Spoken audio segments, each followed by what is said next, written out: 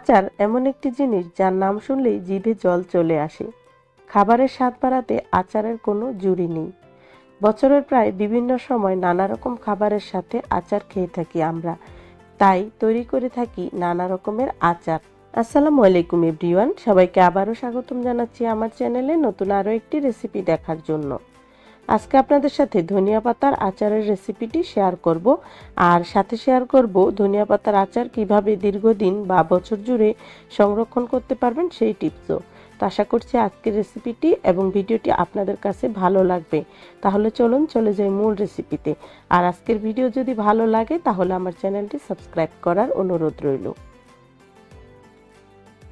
তো এখানে আমি 2 কেজি পরিমাণ ধনিয়া পাতা নিয়েছি এবং ধনিয়া পাতাগুলোকে খুব ভালোভাবে পরিষ্কার করে তারপরে ধুয়ে নিয়েছি। তো এখন আমি ধনিয়া পাতাগুলোকে একদম ছোট করে কেটে নিব, তারপর ব্লেন্ড করব। এই তো ধনিয়া পাতাগুলোকে ছোট ছোট করে কেটে নিয়েছি। এখন আমি একটা ব্লেন্ডারের জগের মধ্যে ধনিয়া পাতা দিয়ে দিচ্ছি কিছুটা।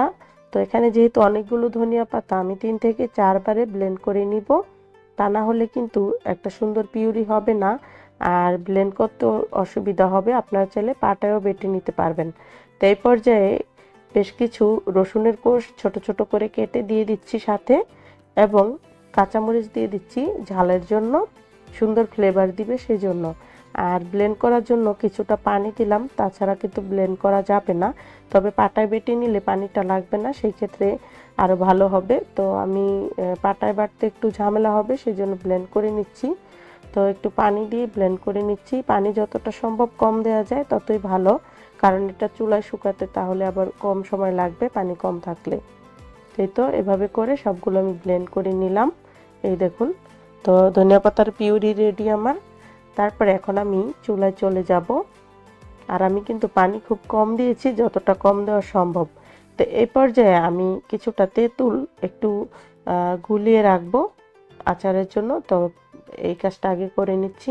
তো এখানে 2 টেবিল চামচ পরিমাণ তেঁতুল দিয়ে দিলাম, আর এটা হচ্ছে বাজার থেকে কেনা তেঁতুলের প্যাকেট।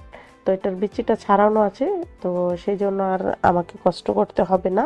তো আমি এখানে ভিনেগার দিয়ে দিচ্ছি 3 টেবিল চামচ পরিমাণ। এটা হচ্ছে অ্যাপেল সিডার ভিনেগার।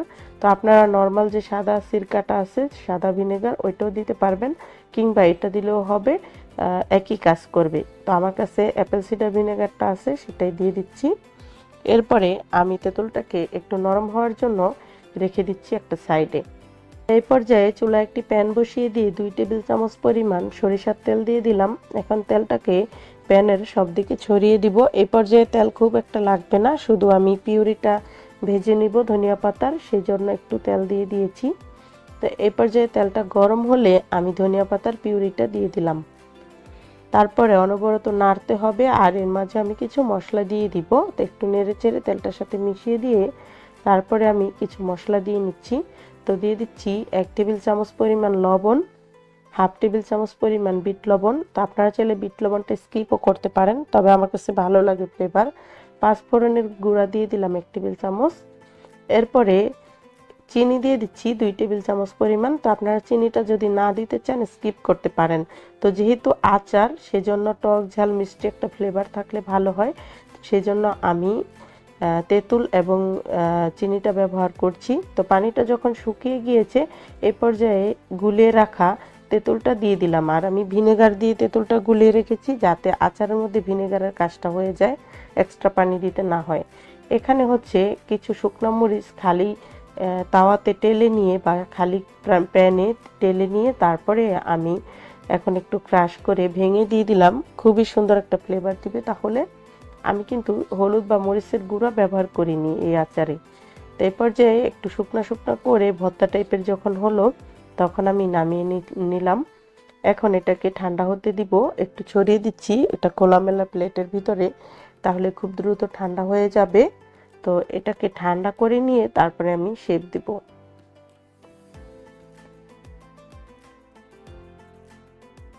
তো আপনারা চাইলে কিন্তু এই যে এই পর্যায়ে এটাকে ঠান্ডা করে তেলে ভিজিয়ে রাখতে পারেন, এভাবে করা যায়। তবে আমি এই আচারটাকে রোদে শুকিয়ে বছর জুড়ে সংরক্ষণের উপযুক্ত করে তুলব। তো এই তো ধনিয়া পাতাটা ঠান্ডা হয়ে গিয়েছে আচারগুলো।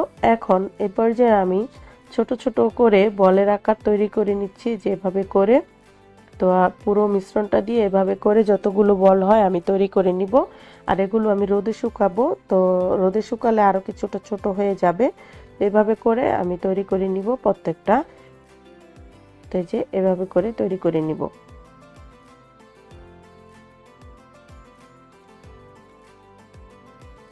তো এই তো হয়ে গেছে সবগুলো তৈরি করা। এখন এগুলোকে আমি 2 দিনের মতো রোদে শুকাবো। তো এখন আমি রোদে শুকিয়ে তারপরে আপনাদের সাথে শেয়ার করব। তো এই তো 2 দিন পরে আমি ফিরে এসেছি, দেখুন কতটা শুকিয়ে একদম ছোট ছোট হয়ে গিয়েছে। তবে খুব বেশি শুকনো যাবে না, এটার ভিতরটা কিন্তু এখনো কিছুটা নরম আছে। আর এই পর্যায়ে থাকলেই ভালো হবে, তেলে ডুবালে সেই ক্ষেত্রে ভিতরে তেল ঢুকবে আর দীর্ঘদিন পর্যন্ত এই আচারটা ভালো থাকবে, একটুও নষ্ট হবে না। তো এ পর্যায়ে আমি একটা প্যান বসিয়ে দিয়েছি চুলায়, দিয়ে দিচ্ছি 1/2 লিটার সরিষার তেল প্যানের ভিতরে। তো তেলটা দিয়ে দিচ্ছি আমি এই পর্যায়ে।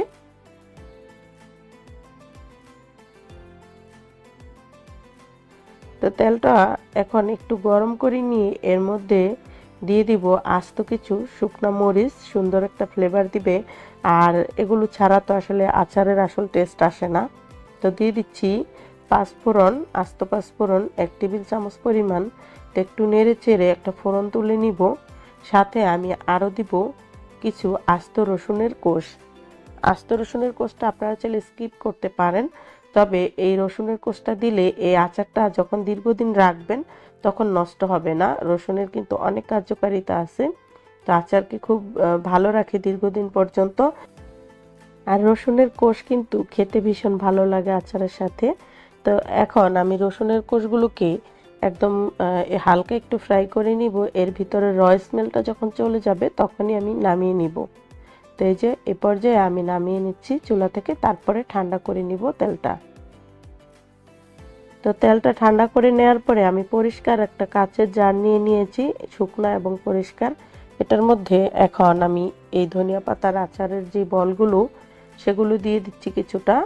এরপরে এই পর্যায়ে তেল দেব, ঠান্ডা করে নেওয়া তেল থেকে দিব অর্ধেকটা পরিমাণ, দিয়ে আবারও আমি আচারের যে বলগুলো আছে সেগুলো দিব, আবারও তেল দিব। এভাবে করে পুরা জারটা ভরে নিব। আর আচার কিন্তু ডুবো তেলে রাখতে হবে, তাহলেই কিন্তু ভালো থাকবে অনেক দিন। তো এই তো আমি পুরো জারটা ভরে নিয়েছি, আর একটা বাটিতেও কিছুটা রেখেছি। আচার কিন্তু 4 থেকে 5 দিন এভাবে তেলে ভিজিয়ে রাখার পরে এর আসল টেস্ট পাওয়া যায়। তো খিচুড়ির সাথে, পোলাওর সাথে, সাদা ভাতের সাথে খেতে তো ভীষণই ভালো লাগে।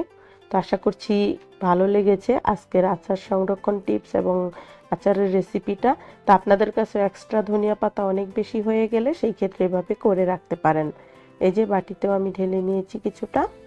তো আমার কাছে অনেক বেশি হয়ে গিয়েছিল ধনিয়া পাতা, যেহেতু এখন ধনিয়া পাতার সিজন চলে গিয়েছে, তবু আপনাদের ভাইয়া অনেক নিয়ে এসেছিল, তো আমি ভাবলাম আচার বানাই আর আপনাদের সাথে শেয়ার করি। তো আশা করছি আজকের ভিডিওটা ভালো লেগেছে আপনাদের কাছে। বিদায় নিচ্ছি, আল্লাহ হাফিজ।